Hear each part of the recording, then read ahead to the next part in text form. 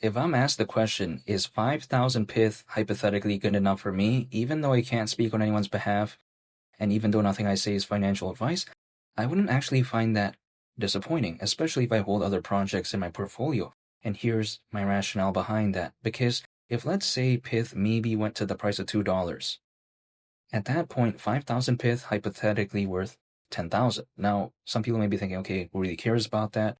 But let's say 50% of that I used for the next cycle, and arguably, maybe in the make-believe scenario that 5 grand does another 10x, let's say, right?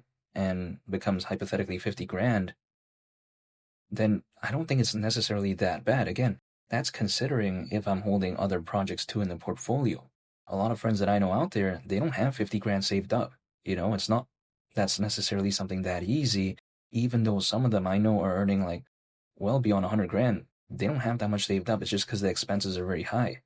But then the way to take a look at it is that it doesn't seem like too bad, but again, this is just my personal perspective.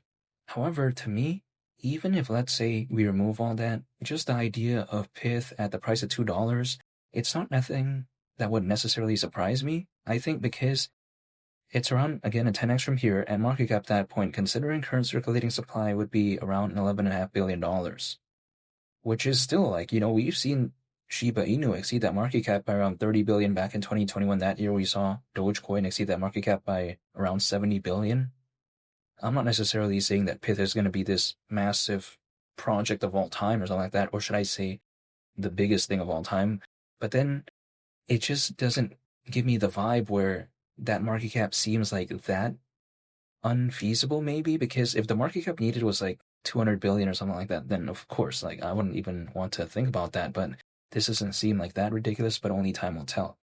Now, the way to take a look at it is that I'm also a fan of Pyth's fundamentals. Let me explain why. Because if we take a look at Pyth, what is it, right? The Pyth network is a blockchain oracle for market data.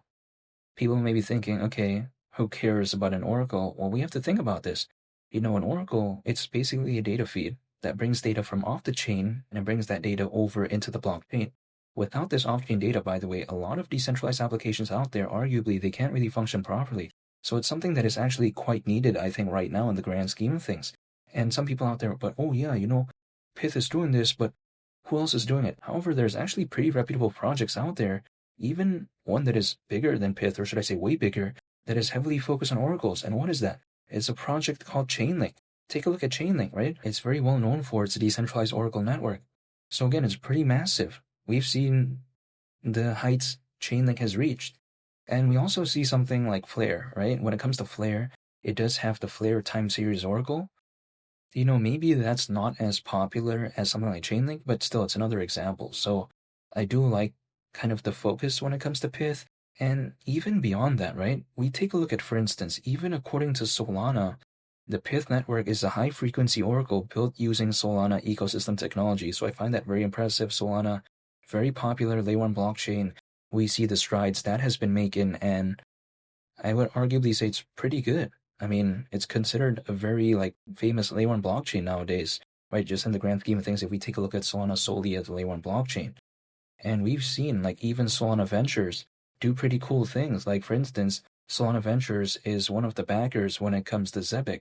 And Zebic is a pretty popular project that's kind of like this miniature version, arguably, I would say, of Ripple and Stellar. So that's pretty cool as well. And again, I think Solana overall has been making pretty amazing strides. So I do like that aspect when it comes to Pyth. The way to take a look at this whole situation is that all I can do is stay patient. But in the meantime, again, it's just kind of like a waiting game, really. I can't demand things to do this or do that. The only thing I can do is just stay patient. And again, that's it. I'm just dollar cost averaging, holding, and just waiting. Because whether or not Pyth decides to have that next leg up to, maybe achieve better heights, however, again, only time will tell, be it that in October, November, December, or even January next year, February, March. Whenever that timeline is, I just want to be staying prepared by just holding and just waiting, and that's pretty much about it. Beyond that, sometimes people like to say, oh, why don't you pull up a price chart and do this and do that? To me, whatever I draw on the price chart, the market's not going to care about that, right? Some people out there that I see, they draw a random triangle on a price chart. They say it's going to happen at this time, it doesn't, and they just keep adjusting the triangle, and then at that point, it's just drawing. Like, that's not my style. What I do is just stay patient, hold, and I just wait. I'm going to do that with the projects that I do like, and arguably Pyth is one of them. Even though I'm not telling you to do anything when it comes to Pyth, this is just my outlook on the project. And feel free to subscribe if you enjoyed this video. I'd greatly appreciate it. It's been Lee the Captain, and I'll catch y'all on the next one. I'm out. Peace. Bye.